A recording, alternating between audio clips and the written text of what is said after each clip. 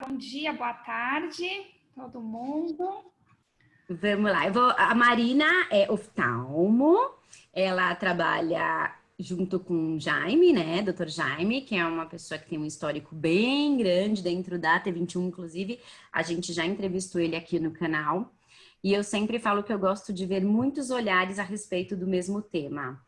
Então, esse formato de hoje, Ma, é um formato bem inusitado aqui para o nosso projeto da T21, que é um formato em que tem a possibilidade dos participantes interagirem um pouco com a gente, tanto em fazer perguntas, quanto tirar alguma dúvida ou questionar, ou até mesmo quem quiser colocar um ponto de vista, é sempre bem-vindo, que eu gosto bastante dessa interação. Então, eu gostaria que você se apresentasse e aí a gente começa com o nosso bate-papo. Legal. Então, primeiro agradecer a Roberta, né, pela oportunidade que ela está me dando. Ela é excepcional, Máximo. Não é porque ela está aqui, mas ela realmente ajuda, né, muito os pacientes e eu acho que a gente tem que buscar mesmo uma assistência especializada. Eu sou médica, oftalmologista, eu fiz minha especialização na... Marina ficou sem som. Ah, pronto, agora voltou. Então, muito bem. Agradecer, né, a Rô pela oportunidade de estar aqui conversando hoje com vocês. Meu nome é Marina Rosenblatt, eu sou médico oftalmologista. Eu fiz minha especialização na área de retina, clínica e cirúrgica. Eu trabalhei já no Brasil, nos Estados Unidos. E hoje a gente vai focar, dando continuidade à conversa que já teve com o Dr. Jaime, a respeito da parte de retina, que é uma parte específica do olho, e a gente vai reforçar os pontos específicos que são importantes, né, no caso da T21, e dar uma visão geral também dessa parte da oftalmologia. Marina, tem algumas perguntas que a gente escuta com muita frequência. E uma das principais é a respeito das questões de dilatar a pupila. Se o paciente com AT21 pode dilatar a pupila, se tem alguma questão específica para isso. A gente escuta muita gente falando, muita gente que usa um certo medicamento ou não usa. Você pode falar um pouquinho sobre isso para a gente, por favor? Claro, não, com certeza, esse é um ponto super relevante, inclusive.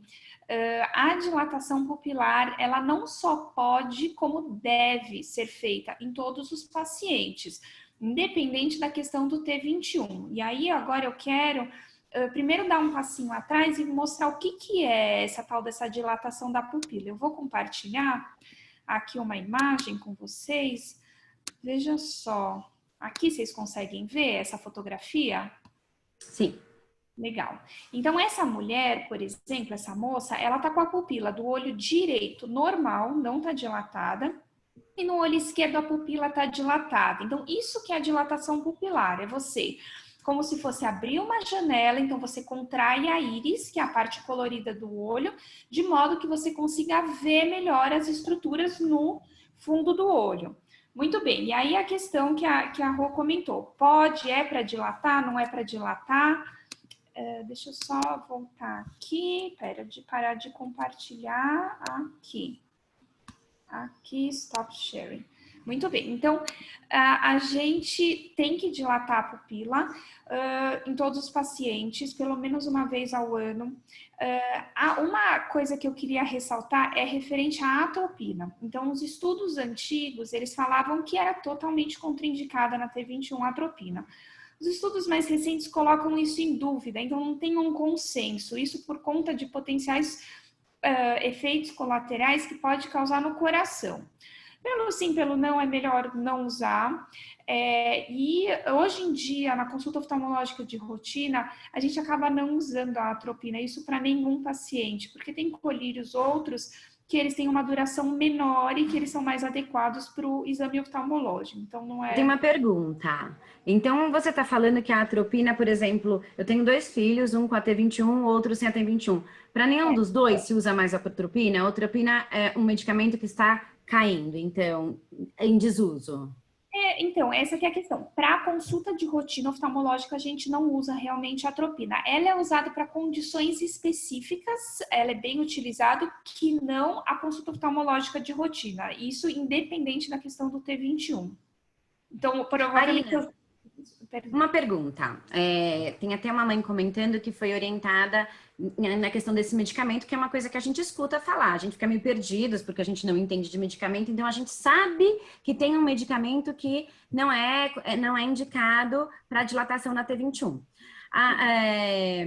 Qual é o nome do outro? Ou existe uma série de outros? A gente só tem que chegar no médico e avisar, olha, eu não quero que use atropina, porque tem alguns médicos que seguem usando, certo?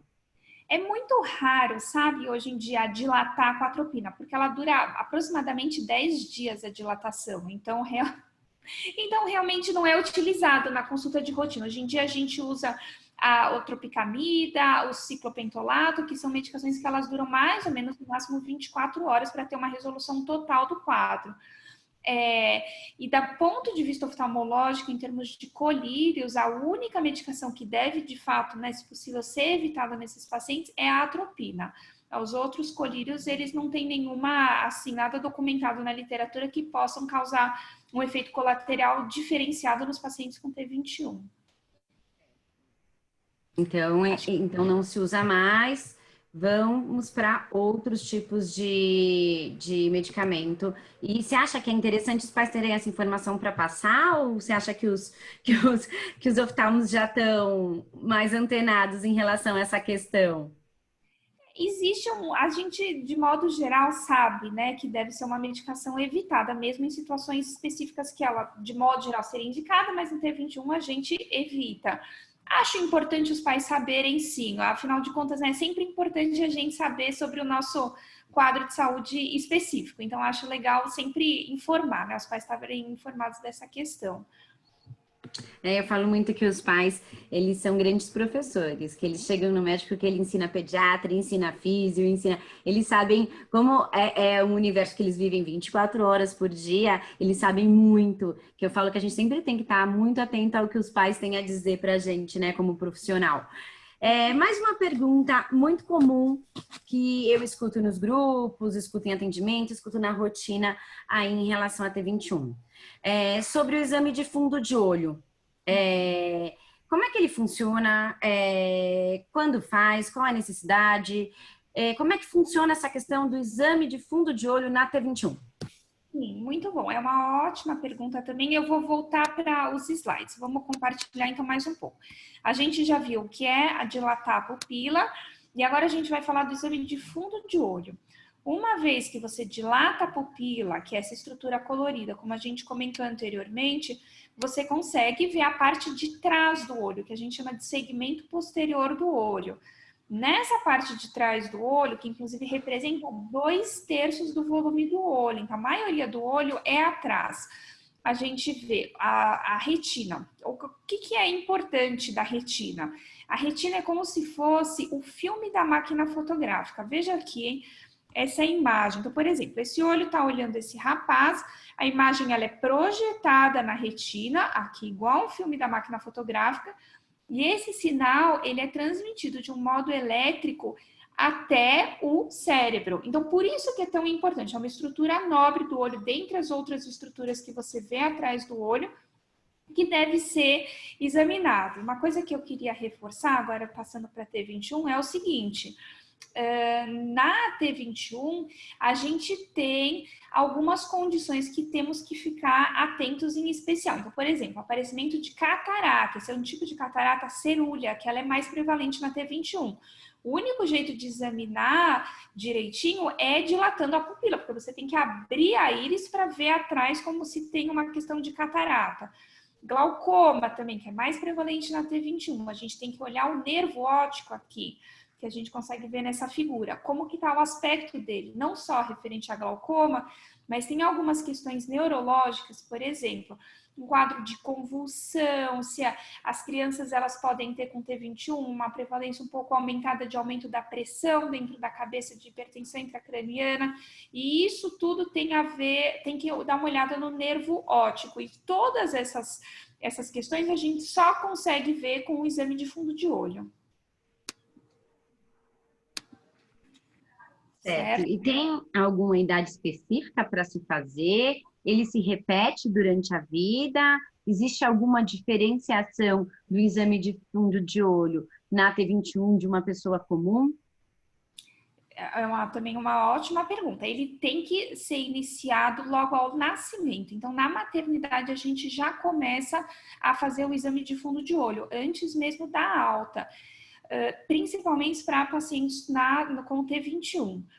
E, de modo geral, o exame deve ser repetido anualmente. Então, uma vez por ano, fazer uma visita para o oftalmologista e fazer um exame oftalmológico completo. Isso não só para T21. Todas as pessoas, assim, na população geral, devem fazer o exame de fundo de olho anualmente. Se aparece alguma questão específica, o oftalmologista vai orientar para retornar provavelmente um pouco mais precoce. Você chegou a falar sobre a catarata, e sobre o glaucoma, que acontece com uma incidência maior dentro da T21. Isso acontece de forma precoce? Como é que um pai ou uma mãe sabe, tem algum alerta, algum sinal que fale, nossa, olha, esse sinal pode ser uma catarata ou pode ser um glaucoma, para eu correr para o oftalmo, já que a gente sabe que são pessoas que reclamam muito pouco de dor, de incômodos, que a gente tem que sentir por sinais. Que dica que você dá para essa família em relação a essas duas questões? Eu não sei se tem mais alguma questão em especial, mas eu prestei atenção no que você falou sobre a catarata e sobre o glaucoma para esses pais como um sinal de alerta.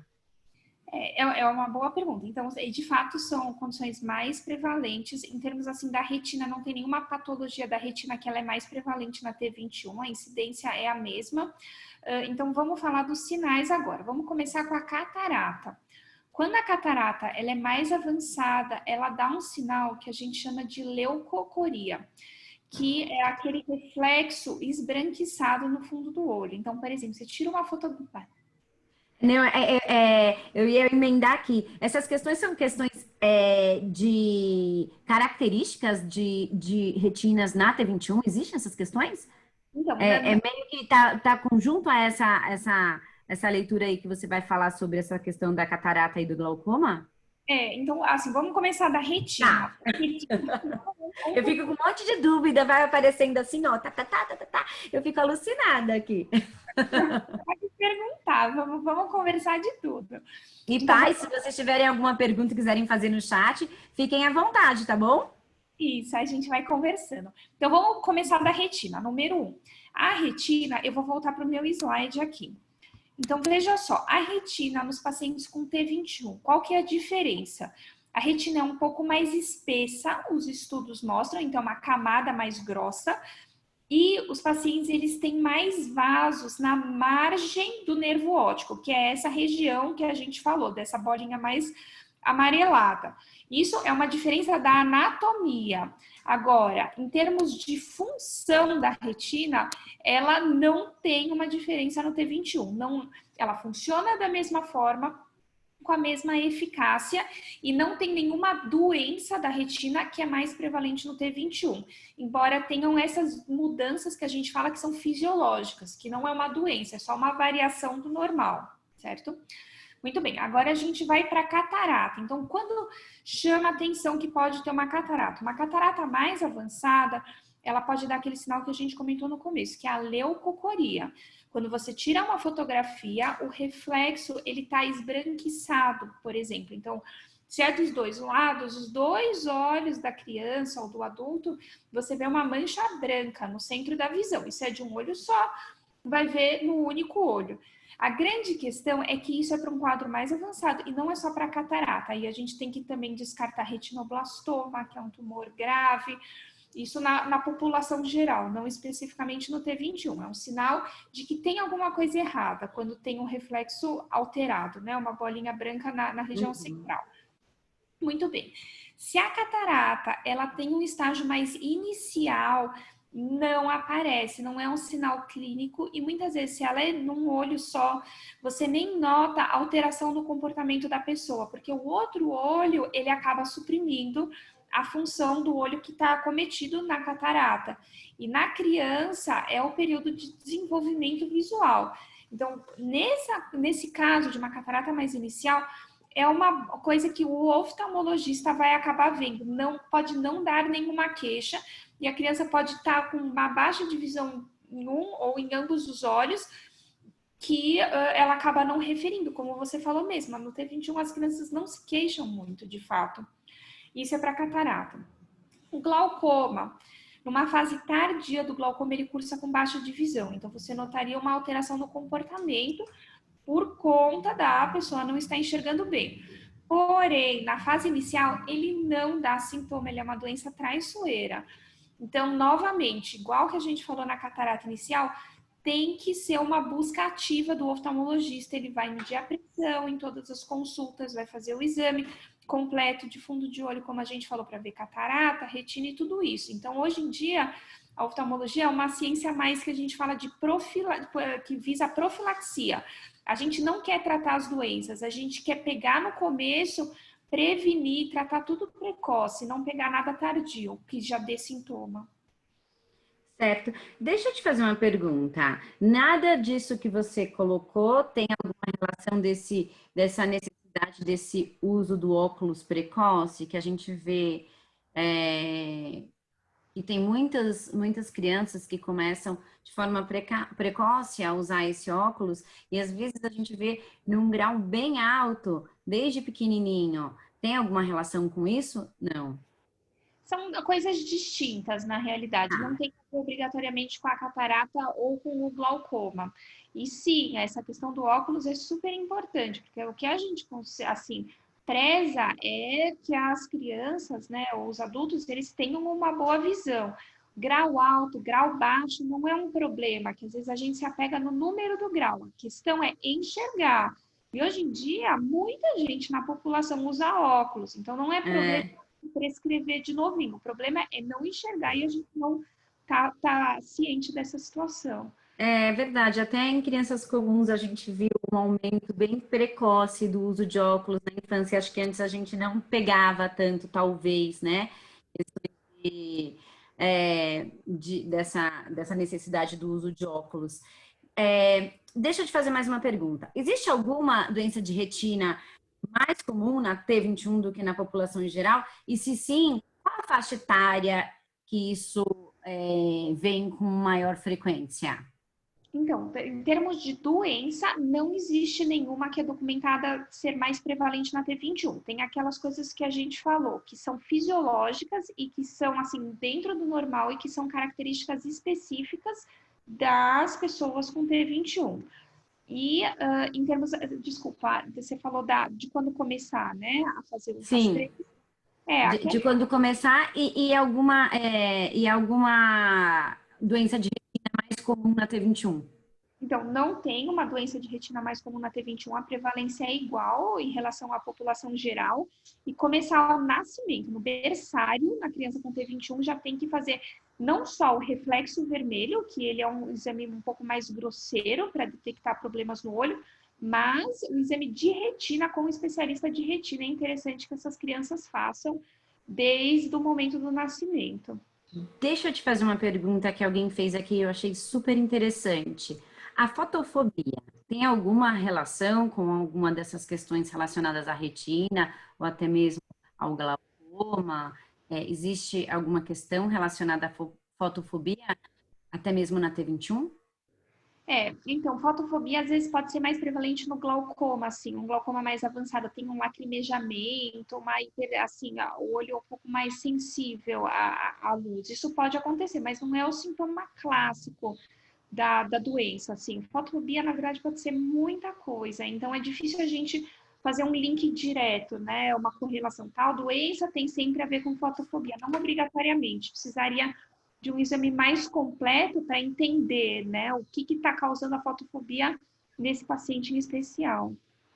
Eu vou te perguntar uma coisa, assim, duas coisas que eu escuto bastante aqui e na minha rotina, que elas até me pedem dica, eu fico usando um bem bolado, mas às vezes você, por o seu universo, você deve ter uma dica mais interessante. Eu escuto bastante algumas crianças que não aceitam o uso do óculos, que tira o tempo inteiro. É uma questão que pode estar relacionado ao grau desse óculos não estar adequado? Ou é alguma... que leva a isso? E como que a gente pode fazer para ajudar e passar uma dica para esses pais a fazer, a ajudar nessa questão do manter o óculos na face? É uma boa pergunta essa mesma. Obviamente, sempre pode, né? A criança está desconfortável, o grau já não está mais adequado, mas o mais comum é uma questão de adaptação mesmo, a ter esse objeto na face da criança o tempo todo. E existe um tempo de adaptação ao uso do óculos. Então, uma vez que a criança percebe que tem uma eventual melhora da visão dela usando o óculos, ela tende a se adaptar a essa questão e não tirar mais. Então, eu acredito que o papel dos pais nesse momento é sempre incentivar positivamente. Obviamente, o primeiro momento você confere, leva no médico, vê se está adequado o grau para aquela criança. Estando adequado, o óculos bem centralizado, tem que, às vezes, dar uma insistida no começo, mas uma hora engata. Uma hora a criança vê assim, não, isso está me ajudando, e altera também o desenvolvimento neuropsicomotor. A gente tem que dar para as crianças com T21 a maior quantidade de recursos para que elas tenham Eu um... falo que é um leque de conhecimento pela visão que é indispensável, né? Que a visão é uma porta de aprendizado muito importante na T21. Sim. Também dá uma pergunta aqui que uma mãe colocou, essa mesma da questão da fotofobia, que ela levou no oftalmo, o filho dela, e o oftalmo sugeriu que fizesse o exame sedado. Como é que é isso? Isso acontece? E deve fazer? É normal? Me dá uma norteada em relação a essa questão, por favor. Isso é uma boa pergunta mesmo. Então, assim, não é o padrão, o mais comum em termos de prevalência, seja criança com T21, alguma outra condição, é que a gente faça o exame normal no consultório, né? Não necessite de sedação. Às vezes, quando a criança é menor, precisa de uma leve contenção dos familiares para que o exame seja feito de modo adequado.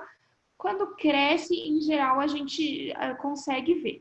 Casos específicos, sim. Aí a gente tem que levar para o centro cirúrgico, faz um exame sob sedação. Se deixou alguma dúvida, alguma coisa não ficou clara no exame clínico, aí a gente leva para o centro cirúrgico. Um exemplo de retina, que às vezes a gente fica preocupado, vai dilatar a pupila. O exame de fundo de olho é um exame que tem uma duração aproximada de uns 5 minutos e ele causa um leve ofuscamento que dura 1 ou 2 minutos. Então, não é uma coisa assim preocupante nesse sentido. Então, só para resumir, não é o mais prevalente, Adequado, indicado. adequado, é o prevalente. Depende muito de como fluiu a consulta, mas não é o mais prevalente, não é a nossa rotina levar para o centro Entendi. específicos, isso. E é no hospital que faz essa parte. Aí, se já tiver alguma questão, já resolve, já faz a cirurgia na hora, essas coisas? Varia, depende da questão, assim. Então, às vezes a gente já faz a sedação e é possível fazer um tratamento no momento, às vezes não. Às vezes você tem que, em um segundo momento, fazer o tratamento adequado. Por exemplo, se você vê, não consegue examinar o consultório, vê que a criança tem uma catarata, então daí você fala, pô, então agora a gente vai planejar essa cirurgia de catarata. E aí tem que ser feitos os exames específicos nesse sentido. Entendi. Voltando àquela questão que tem até uma mãe que colocou aqui, a Elisângela, que o filho dela não fica 10 segundos com óculos. Pode ser que esse grau não esteja adequado? Poder sempre pode, né, Rô? A gente tem que, assim, o importante é fazer as consultas rotineiras com o oftalmologista. Então, fez o óculos, não tá tirando, não tá deixando no rosto, volta no oftalmologista e fala, doutor, isso está acontecendo, vamos checar se os óculos estão adequados, né? É sempre legal dar uma checada depois que fabricou os óculos, isso para todos os casos. Ver se o grau, assim, está bem centralizado, o grau adequado. Uma vez conferindo e estando bem, aí é um pouco de, né, dar um reforço para a criança usar. Deixa eu te fazer uma outra pergunta que tem a ver até com uma pergunta que fizeram aqui. A gente vê com uma certa frequência, desde, eu não sei se é canal lacrimal entupido, mas uma lacrimejação mais constante, uma vermelhidão, irritação em pálpebras, normalmente até mais em cima com uma caspa, muito frequente na T21. Isso pode ser um sinal de algum quadro oftalmológico, de alguma questão de alguma patologia oftalmológica ou normalmente alergia? Não, pode ser. A alergia é mais comum, né? Na T21, ceratocone, que é uma condição da córnea, que é como se fosse o vidro do relógio, que ela piora quando a gente coça os olhos. Não, assim, olho vermelho, coçando muito, pode levar no oftalmo, não é normal, porque coçar o olho não é legal, pode aumentar o grau. Olho vermelho, Pela assim, é um. retina, né? Até por essa questão de tolerância maior à dor. É raro, sabe, descolar a retina coçando, não é o padrão. Em geral, é um trauma, alguma coisa com maior Tá. intensidade. Mas não é normal. Tem que acompanhar e tem que ver no microscópio, né, o que está acontecendo. Tá certo. É legal você deixar esse aviso aqui. Esse vídeo depois vai subir para o YouTube para mais pessoas terem acesso a essa informação, porque tem muita coisa, muita característica, não, muitos episódios, por exemplo, uma vermelhidão no olho, que muitas pessoas falam, ah, tudo bem, isso é da síndrome de Down, isso é da T21, e acaba deixando passar e não indo atrás para investigar o que pode, às vezes, ser uma questão que resolveria de uma maneira mais adequada, né? Eu acho que isso é um ponto importante, Eu acho importante. né, em relação a isso. E para fazer esses exames, tem que ter algum ambiente assim específico para esse fundo de olho, ou qualquer oftalmo conseguiria fazer isso sem dificuldades? A priori, um exame oftalmológico geral, qualquer oftalmo é capacitado para fazer esse tipo de atendimento. E é no consultório, assim, né? O consultório padrão, a gente consegue resolver a maioria das vezes todas as dúvidas e questões referentes a esse atendimento. Não precisa de um ambiente adequado e um oftalmologista geral é capaz de resolver. Se no exame geral é detectado um problema específico, aí, por exemplo, tem um problema na retina, então é legal que, de repente, um médico especialista em retina dê uma olhada nessa criança para conseguir ajudar da melhor forma. Legal. E deixa eu te fazer uma pergunta aqui excelente também, que mandaram. Sobre o estrabismo. Tem pessoas que corrigem com óculos, tem casos que é cirúrgico. Quando é o quê? É uma ótima pergunta. Os pais são afiados, tá pensando? Eu falei assim, essa modalidade deles estarem participando com as perguntas, de repente vem umas pérolas. Opa, olha, que a gente nem lembraria de colocar assim. Muito legal. É, é, Estrabismo. então, existe um estrabismo que a gente chama de estrabismo acomodativo, que ele tem a ver com o grau e que ele é corrigível com os óculos. E isso às vezes acontece, e aí a gente insiste no uso do óculos e a criança se torna alinhada. Existem outros tipos de estrabismo que eles não são desse tipo acomodativo, que eles, assim, não revertem ou revertem apenas parcialmente com o uso dos óculos. Alguns casos a gente começa com tampão, algum tratamento alternativo. Não melhorou? Aí, às vezes, está realmente indicada a cirurgia, mas para diferenciar qual vai resolver com óculos, qual não vai resolver com óculos, só examinando. Só examinando. Certo. Má, esse vídeo é para o YouTube, é só para acessar algumas dúvidas mais comuns. Na minha rotina, o que eu vejo da conversa até dos pais, ou até mesmo em atendimento, é bem relacionada essa questão de pode ou não usar medicamento, que medicamento pode ou não durante os procedimentos. Tem bastante questões ligadas ao estrabismo. O uso de óculos, elas questionam bastante. Acho que você fez uma varredura dos pontos mais questionados dentro da T21. Se alguém quiser te encontrar, qual é o contato, onde te achar, como te achar, como é que faz? Ah, eu acho que eu quero que você olhe o olho do meu filho, como é que eu faço para te encontrar? Bom, eu acho que o jeito mais fácil tem algum site, né, na internet, com o nome Rosenblatt, Clínica Rosenblatt. Soletra, por favor, o site. Não é muito fácil. Então, o nome aqui da clínica é Rosenblatt, então R de rato, O, I de igreja, Z de zebra, E de elefante, N de nariz, B de bola, L de lápis, A de abelha, 2T de tatu. E no nosso site tem todas as informações. Então, endereço, telefone, se quiser mandar uma mensagem por WhatsApp, a gente responde também. E estamos à disposição. Qual é o WhatsApp de vocês? O nosso WhatsApp, pera, deixa eu ver aqui. Tudo jóia. Um pouquinho. Nosso WhatsApp é 981495949, que também é um telefone. Então, também se quiser ligar nesse telefone, a gente atende.